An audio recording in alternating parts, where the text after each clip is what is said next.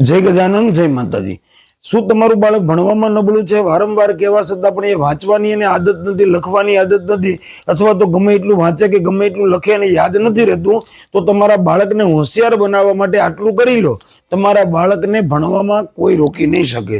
તો શું કરવાનું છે એ જાણતા પહેલા કમેન્ટની અંદર જય માતાજી જરૂરથી લખી દેજો અને આ વિડીયોને શેર કરવાનું ભૂલતા નહીં। એમ કહેવાય કોઈ પણ શુક્રવારના દિવસે તમારા બાળકના ગળામાં ચાંદીની સેન પહેરાવો અથવા તો ચાંદીનો એક કવડો કે વીંટી પહેરાવો અને શુક્રવારના દિવસે ઓમ રીમ સરસ્વત્યય નમઃ, ઓમ રીમ સરસ્વત્યય નમઃ આ મંત્રની એક માળા તમારા બાળક પાસે કરાવો અથવા તો તમે પોતે માં ભગવતી સરસ્વતીને પ્રાર્થના કરો કે મારા બાળકને તમે વિદ્યાવાન બનાવજો અને આ મંત્રની એક માળા કરો।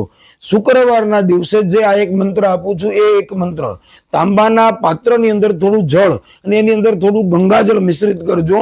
આ જળ તમારા મુખ પાસે રાખી 11 વખત આ મંત્ર બોલો અથવા તો તમારું બાળક મોટું છે તો એ બાળક પોતે પણ આ મંત્ર બોલી શકે છે। ઓમ વીણા ભાદિની વિદ્યા બુદ્ધિ પ્રદાયિની દેવી સરસ્વત્યય નમઃ આ મંત્ર 11 વખત બોલીને એ જળનું તમે પાન કરાવી દો તમારા બાળકને, એટલે તમારા બાળકને વાંચેલું યાદ રહેશે, એને લખવાનું મન થશે, વાંચવાનું મન થશે, એ બાળક ભણવામાં ક્યારેય પણ પાછળ નહીં રહે।